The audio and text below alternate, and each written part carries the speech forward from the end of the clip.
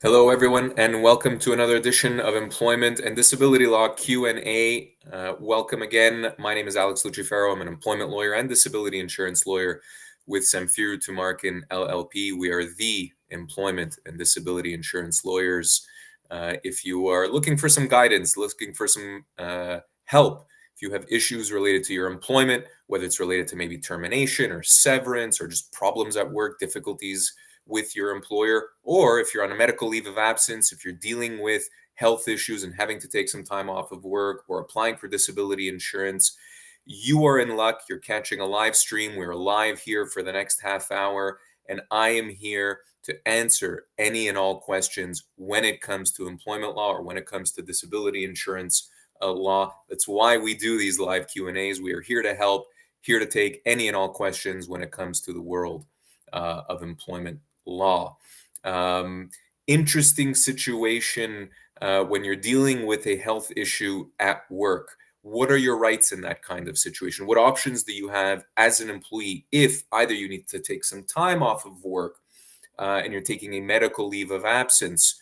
How are you going to pay the bills in the meantime? What options do you have? Might you have access to employment insurance in Canada? Might you have access to disability benefits or disability insurance, whether that's short term or long term? Maybe you're able to work to some degree. Maybe you just need an accommodated work schedule, or maybe there are certain tasks that you can't do and certain tasks that you can. Again, what are your rights as an employee in those kinds of situations? We're going to explore these issues over the course of the next half an hour. Please, for all of you just tuning in, again, this is a live Q&A. We're here to answer questions. So if you're dealing with a situation at work, or maybe you're just curious, what are my severance entitlements if I'm let go? Can my employer change my position at work? Can they force me to accept a demotion or force me to accept additional job responsibilities and duties? Or maybe you're dealing with a bit of a difficult colleague at work or a bit of a nasty manager at work. Employees have rights in those situations. You have the right to be in a positive, harassment-free work environment. And so, again, if you're just dealing with any one of these issues or even just curious about any one of these issues, please go ahead and post your question right now. You don't have to mention who your employer is or provide any kind of private information.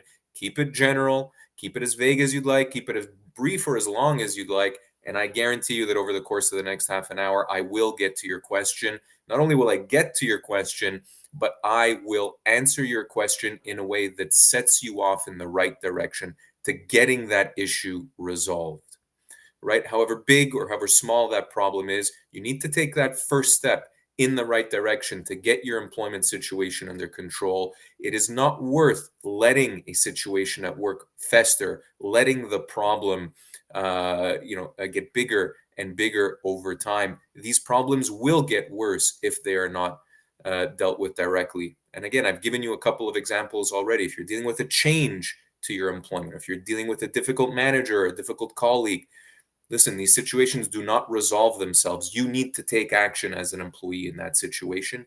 The good news is that you've got rights, you've got protections. We practice employment law and disability insurance law in Ontario, in British Columbia, and in Alberta. If you're in any one of those provinces and you're dealing with a situation at work, give us a call, send us an email, reach out to us however you'd like, find us online. Right? Have an initial conversation to just know what your options are, know what rights you have as an employee, right? And then you can decide what your best option is. What is your goal? What is your objective? What's the best option for you in this situation? By all means, please reach out to us and let's have that conversation and get you moving on the way to resolving your workplace dispute. You saw our contact information on the screen a few seconds ago here. Just to reiterate all of that, listen, if you want to contact us, the easiest way to do so is start with our website. Employmentlawyer.ca is our website. A ton of resources on the website, a ton of articles and video clips, news articles. Really, if you want to just get an initial sense of what your rights and options may be, go ahead and visit our website. We've got an Employment Law 101 page there just to give you the basics of the way employment law works in Canada. You can also email us, and this is a great way to contact us, by the way. Email us at help@employmentlawyer.ca. There is no financial commitment. It's in the strictest of confidentiality, given that we are lawyers. There is a strict confidentiality obligation there. Go ahead and send us your question. Give us the details in that email.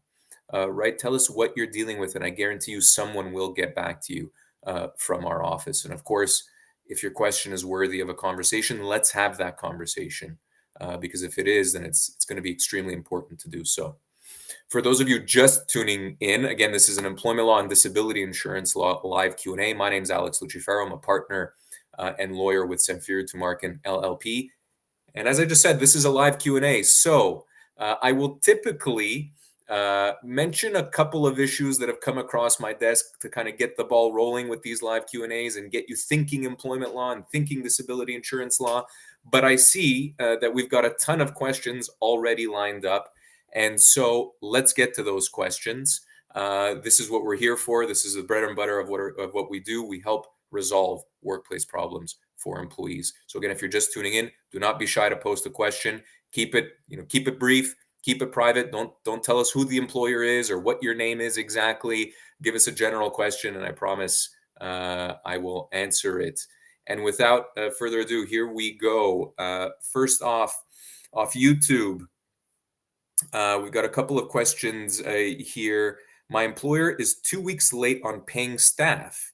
We haven't received a real explanation for why. How long is an employer allowed to be late with paying staff? Well, that's a great way to start off the segment. I mean, really, the answer here is that pay is probably the most fundamental of terms for employees, right? I mean, that's why we all work, of course. Let's call a spade a spade. We work so that we can get paid for the work that we do and pay our bills, provide for our families, and enjoy what we've worked so hard for. And so, if your employer is not paying you, quite frankly, I think the runway here should be very, very short. If your employer is not paying you, quite frankly, I would not give an employer more than 2 weeks. And the question does says that the employer is already 2 weeks late on payment. Quite frankly, I wouldn't give them any more time than that. I think if you've already gone 2 weeks without your pay, right? And listen, I get it if there's a payroll cycle and you're paid every second week and then they might be late on one of those payments. But if it's been 2 weeks beyond the payday already and you've continued to work and you're effectively now kind of a month late on your pay, that is a major, major, major problem and what we call a constructive dismissal. A constructive dismissal is effectively a breach of contract in an employment setting.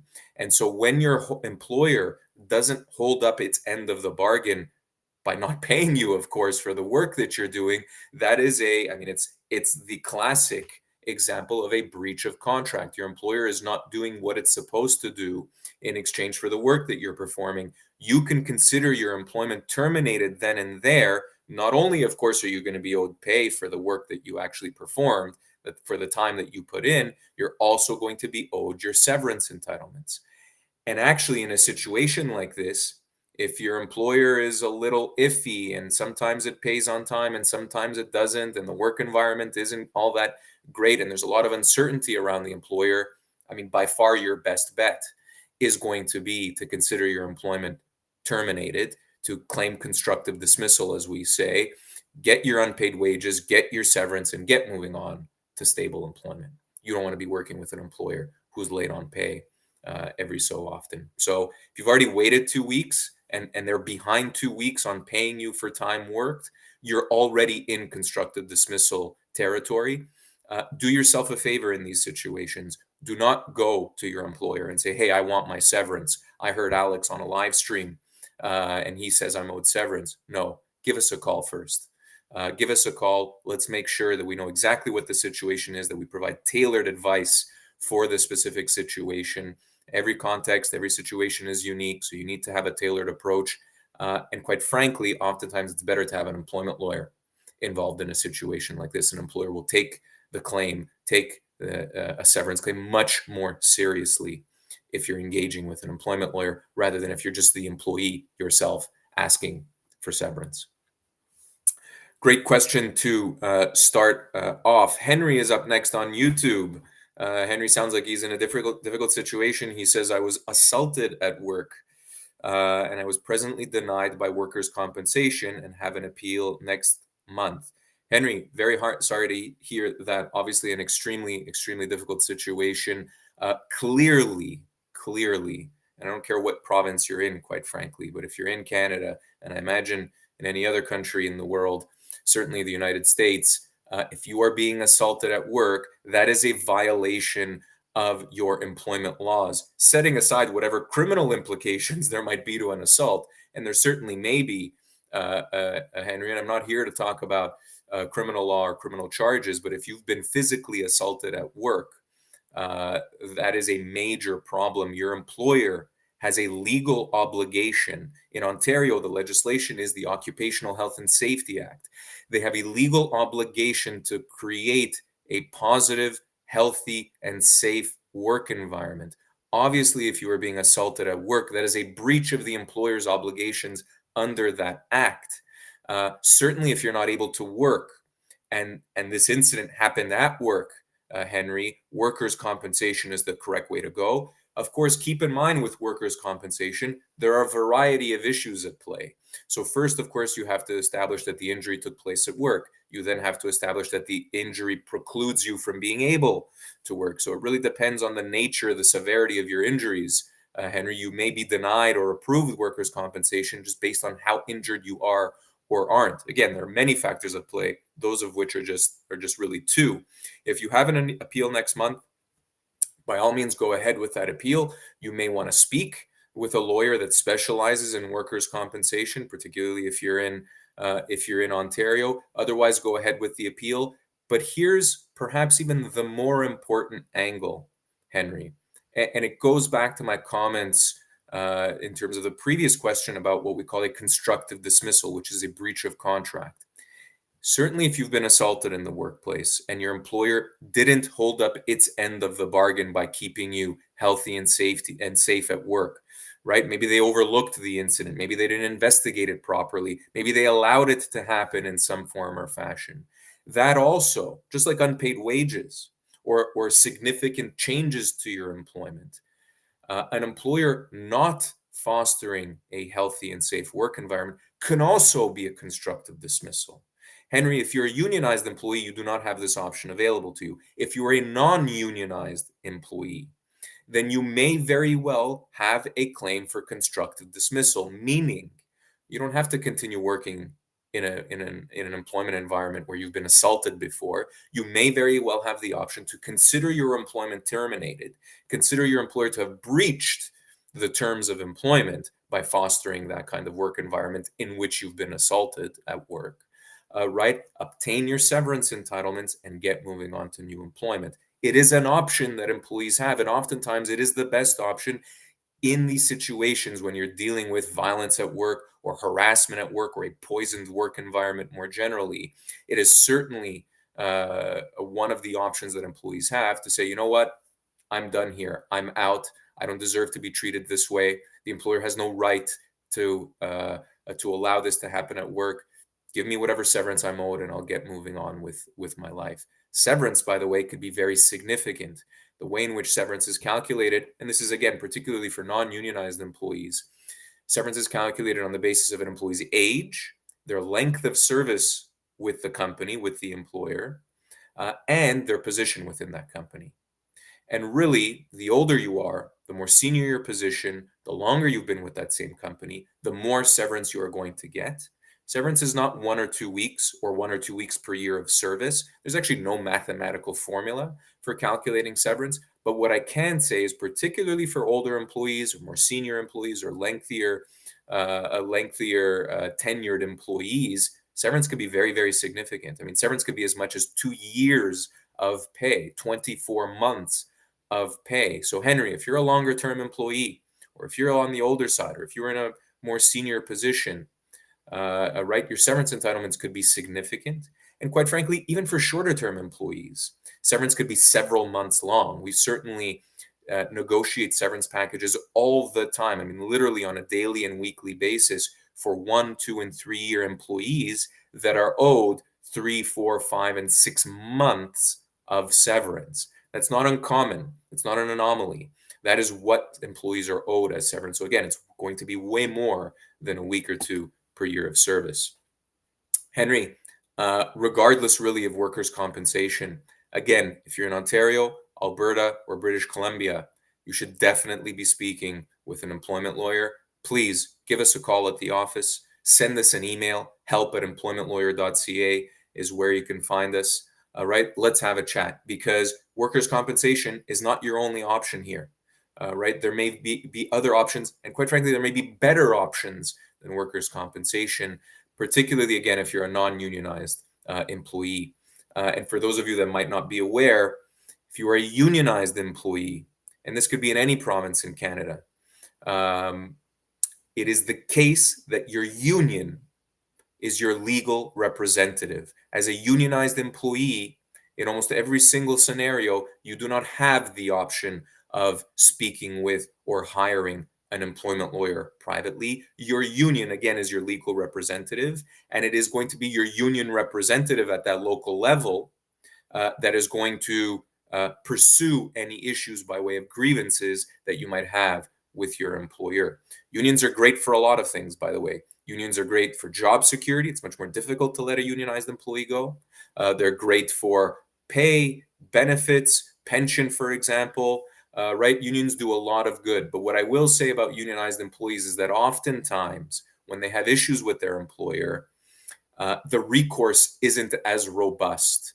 And unions will only file grievances in certain situations for certain issues. A lot of times, I speak to unionized employees that feel let down by their union in that they're not pursuing a particular issue or not taking their matter as seriously. That is something that we hear very, very often. I would also say that from a severance perspective, unionized employees are going to be owed far less severance if they're let go as compared to non-unionized employees. In non-unionized workplaces, your jobs are a little bit more precarious, right? Your employer can let you go really at any time for no particular reason at all. It's what we call a without cause termination. But as a non-unionized employee, your severance entitlements are going to be significant. And again, they could be as long as and as much as 2 years. All right, let's keep going with the questions here. Henry, thanks so much for yours. Next question from Dorothy on YouTube. Dorothy says, I'm finishing up treatment for cancer. My doctor said I need to complete immunotherapy treatments before I can start back. My insurer has said that based on recent CT scans, condition is stable. They want me to start a gradual return to work in 6 weeks. But this is 3 months ahead of the doctor's return date. Interesting. What can I do here? Dorothy asks. Dorothy, excellent question. I was just looking here if you had a follow-up question, but it doesn't appear so. So, long story short, for those of you tuning in, Dorothy has posted a question here on YouTube. Dorothy, thanks so much for your question. She effectively says that her employer and the insurance company is asking her to return to work in 6 weeks, but her doctor says that 6-week return date is 3 months ahead of what the doctor's opinion is. So the doctor is saying, no, you need a little more time. The insurance company and the employer are saying, no, you need to return back to work in 6 weeks gradually. And Dorothy, of course, asks, what do I do here? All right, doctor's saying one thing, insurance company, employer is saying another. Who do I believe here? What are my options? The answer is quite simply, Dorothy, you should follow your doctor's advice. Always, always, always. There is likely a very, very good reason why your doctor is saying you need 3 additional months to return to work. Your doctor, of course, is the medical professional that gives his or her opinion, right, on your ability to return back to work, on your ability to work full stop. It is not up to the insurance company or your employer, for that matter, to decide when you could work or how much you can work, right? They are not the professionals. They're not medical professionals in that respect. They can have an opinion as to when you should be coming back to work, but it is your doctor's opinion that ultimately has to matter. So very simply, Dorothy, what you do is you ask your doctor to put in writing his opinion or her opinion with respect to when you should start gradually returning back to work. If your doctor's opinion is it has to be in 3 months, you send that note to the insurance company and to your employer, for that matter. I would send it to both if I was you, and say, I understand you guys want me to return to in 6 weeks. My doctor says no. My doctor says 3 months. And you are protected, Dorothy, in a situation like that. The insurance company has to continue paying you your disability benefits for that period, cannot punish you because you are not returning to work at the 6-week mark, i.e., at the period of time that they say they want you to return back to work. They have to respect your doctor's opinion, full stop. That's really as straightforward and simple as it gets. And I'm not exaggerating here. That is the way the law works when it comes to these medical leaves of absence. It is your doctor's opinion that matters. It's not your employer's opinion. It's not the insurance company's opinion. And quite frankly, Dorothy, it's not even your opinion really that matters. It's your doctor's professional opinion as a health professional that matters, right? And so if your doctor says 3 months, you should be following your doctor's orders, right? And the insurance company and the employer should be as well. They should not be bothering you in the interim. I will tell you this, Dorothy, if your employer or the insurance company, and by the way, keep in mind, these are two different entities, right? On the one hand, your employer may be doing one thing, the insurance company may be doing or saying another, right? You don't necessarily combine the two. Sometimes these are separate issues and you have to deal with them separately. But really, if you're dealing with either the employer giving you a hard time or the insurance company giving you a hard time, guess who you can reach out to for help? You can reach out to us. Please give us a call at the office, send us an email, whether it's an employment situation with your employer, whether it's an insurance situation with the insurance company. We are specialized and we are very, very, very well experienced in handling both employment matters and disability insurance matters. And we will straighten these companies out if they are giving you a hard time. We do it every single day. So, Dorothy, do not be shy to reach out to us if you're dealing with an issue like that. I hate to say it.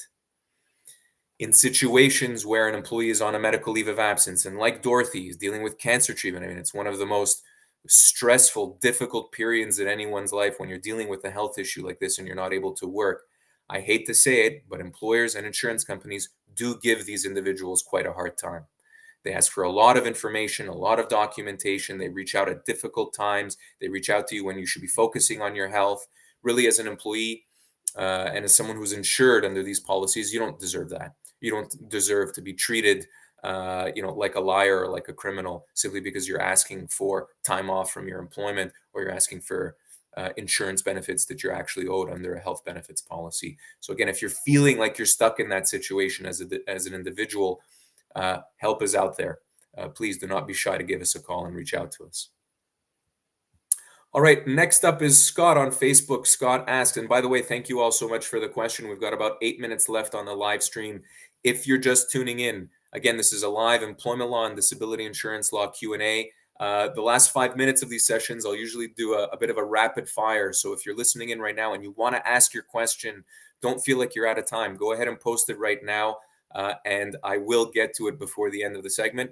I've been known to go a couple of minutes beyond the half hour as well to make sure all of those questions are answered. So again, if you're just tuning in, don't be shy to post your question right now. If you're dealing with a difficult situation at work, if you're dealing with maybe a health issue and medical leave of absence or disability insurance issues at work, please go ahead and post your question. I'll get to it. Next up in line was Scott on Facebook. Scott asks, my employer wrote an evaluation and used the infractions in the assessment not to renew my contract. The infractions were false, and I was later made aware that a manager was spreading defamatory statements about me. What can I do? Difficult situation, Scott, and I'll make some assumptions here, right? And if these aren't correct, then by all means reach out to us off air and let's have a chat about it. But if you're working, Scott, in Ontario, Alberta, or British Columbia, and you're on contract work as a non-unionized employee, right? Or even if you're considered a contractor, by the way, if you're either a dependent contractor, meaning you're working for only one company, or maybe as an independent contractor, the reality is, Scott, that your employer doesn't really need an infraction to terminate the contract, right? This is what we call a without cause termination, meaning in the non-unionized environment, your employer doesn't need a reason to let you go or to end your contract. Right? They can end it for no reason at all. They could decide that, you know what, we don't like the color of Scott's car or the color of his shoes. Listen, as long as the decision isn't discriminatory, Scott, as long as it's not based on your age or religion or gender or nationality, all of those protected grounds that we would obviously all kind of inherently understand as discrimination. if they simply just didn't like the way things are going, and maybe they had issues that were incorrect or not, Scott, it doesn't ultimately matters. What matters if your contract has not been renewed is severance. Because if this is a without cause termination, your contract has come to an end, you may still be owed some amount of severance, particularly, Scott, if you were working on successive contracts, right? If this was multiple contracts that you had signed kind of year in, year out, and you were working with the same company for an extended period of time, you may very well be owed severance, despite the fact that they didn't decide to renew the contract. So severance is what I would focus on, Scott. If you're a non-unionized environment and your contract has not been renewed, really almost regardless of the reason for not reviewing it or renewing it rather, right? This is effectively a severance claim, potentially, and a severance claim only. There would be no way, at least again in the provinces I mentioned, Scott, for you to somehow, for example, fight for your job back or fight for a contract renewal. That's not going to be possible in this situation, Scott, as opposed to, let's say, a unionized employee, right? A unionized employee can fight for their job back. They can file a grievance if they feel that they've been wrongfully terminated. Last point, Scott, you mentioned defamatory statements. Listen, defamation is a legal claim that exists in Ontario, certainly, but in most provinces and most countries, right? And so if you can prove that the statements being made against you are false and that they've caused damage, I guess in the form of not renewing the contract, right? You may have a claim there for defamation. Defamation claims have a very particular, very specific legal protocol and analysis to them. You have to tick every box of that test in order to successfully claim defamation. And so, Scott, again, you want to discuss this in more detail, you want to get into the weeds on these issues, and by the way, I would encourage you to do so if any of this kind of rings a bell. Go ahead and email us, help@employmentlawyer.ca, or visit our website, employmentlawyer.ca, right? Give us a call at the office, however you want to get a hold of us. Let's have a chat. All right, next up, and let's do some rapid fire here, guys, because there's a couple of questions left, and we've got a couple of minutes left, so perfect timing. Smashly, great name, asks, if LTD insurer is claiming depression is a pre-existing condition, is there anything you can do? Excellent question, Smashly. And pre-existing conditions are oftentimes a provision or a paragraph in an insurance policy that effectively say, if you've had this condition in the past, and this condition arises again in the course of the first, let's say, 6 months or 1 year of you being insured, you may not be able to claim disability insurance benefits for this. Now, especially what I will say is, absolutely there may be something that we can do here, because the language around these particular provisions regarding pre-existing conditions, right, is very carefully worded, right? And oftentimes an insurance company will try and take advantage of that language, even though, right, the pre-existing condition provision doesn't necessarily apply to your situation. In other words, there may very well be a way around that language, depending on the specific language of the insurance policy. So rather than just, if you've been denied disability insurance or long-term disability benefits, especially, and you've received that letter from the insurance company, it's, no, we're denying your claim. Do yourself a favor. Don't walk away. Don't forget about it. Don't throw that letter in the garbage. Give us a call right away. Have one of our disability insurance lawyers review the letter, review the insurance policy. And listen, I can't make any promises, of course, but trust me, if there is a way around that pre-existing condition language in the insurance policy, I guarantee you we will be the ones to find a way. So don't walk away from the situation. Give us a call. Let us review the insurance policy, and we will tell you whether it's a problem or not. I have certainly seen plenty of situations where the language of a pre-existing condition provision in an insurance policy is not written well enough, is not precise enough, and that allows you to proceed with your claim. Last up here in our last minute, Bronto on YouTube asks, if your employer is closing down the company for retirement, would you still be entitled to severance? It's a landscaping company, so very seasonal, but worked here for 10 years and will be without a job at the end of the summer. What an excellent question. Bronto, thanks so much for asking. The answer is yes. You are entitled to severance, even if a company is closing, whether it's due to retirement or maybe they decided to close the business. As long as the company isn't going into bankruptcy, Bronto, you would be owed severance in the situation. Right? So even if it's a business closure, employees are still owed severance when they are let go. And I would say even further, Bronto, despite the fact that you're a seasonal employee, maybe you only work through the summers, etc., despite even that, you would still be owed severance. There's a misconception out there that part-time employees or seasonal employees are not owed severance, and it's nonsense. It's just not true. Seasonal employees, part-time employees, casual employees, if you want to call them that, they are also owed severance like any other employee based on their age, position, and years of service. So Bronto, give us a call, send us an email, reach out to us however you'd like. Right, make sure if the business is closing that your proper severance entitlements are honored and that you're paid the appropriate amount of money based on your age, position, and your 10 years of service.